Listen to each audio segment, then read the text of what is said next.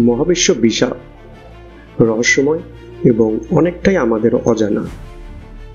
কিন্তু এর মধ্যে সবচেয়ে ভয়ঙ্কর এবং কৌতূহল উদ্দীপক বস্তু হলো ব্ল্যাক হোল। বিজ্ঞানীরা আজও পুরোপুরি বুঝতে পারেনি যে এর ভিতরে কি আছে। আমরা কি এর ভিতরে গেলে ধ্বংস হয়ে যাব, নাকি অন্য কোথাও পৌঁছে যাব?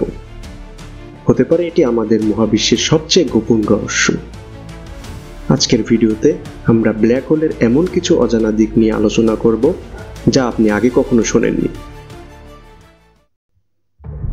ব্ল্যাক হোল এমন একটি মহাজাগতিক বস্তু যেখানে মহাকর্ষ এতটাই শক্তিশালী যে আলো পর্যন্ত এর আকর্ষণ থেকে বের হতে পারে না। এর ফলে এর ভিতরের কিছুই আমরা দেখতে পাই না। বিজ্ঞানীরা মনে করেন প্রতিটি ছায়াপথের কেন্দ্রে একটি সুপারম্যাসিভ ব্ল্যাক হোল আছে যা পুরোপুরি গ্যালাক্সিকে নিয়ন্ত্রণ করে।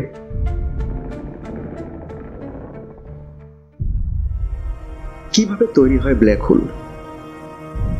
একটি বিশাল তারকা যখন জীবনের শেষ পর্যায়ে পৌঁছায় তখন একটি সুপারনোভা বিস্ফোরণের মাধ্যমে ধ্বংস হয়। যদি তারকার ভর যথেষ্ট বড় হয় তাহলে এটি নিজের মহাকর্ষের কারণে সংকুচিত হয়ে ব্ল্যাক হোলে পরিণত হয়। আপনি যদি কোনোভাবে একটি ব্ল্যাক হোলে পড়ে যান তাহলে প্রথমে কিছুই অনুভব করবেন না, কিন্তু যতই ভেতরে যাবেন ততই সময় ধীরে ধীরে টানতে শুরু করবে। আপনার শরীর একদিকে বেশি আরেক দিকে কম টান অনুভব করবে।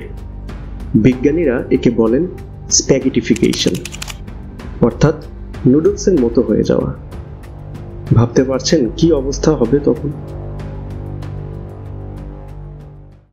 কিছু বিজ্ঞানী মনে করেন ব্ল্যাক হোল শুধু ধ্বংসের জায়গা নয়, এটি হতে পারে অন্য মহাবিশ্বের প্রবেশদ্বার। যদি এটি সত্যি হয় তাহলে হয়তো আমাদের মহাবিশ্বের প্রতিটি ব্ল্যাক হোলের অপর প্রান্তে কোনো স্থান বা সময়ের জায়গা যাওয়ার সুযোগ আছে।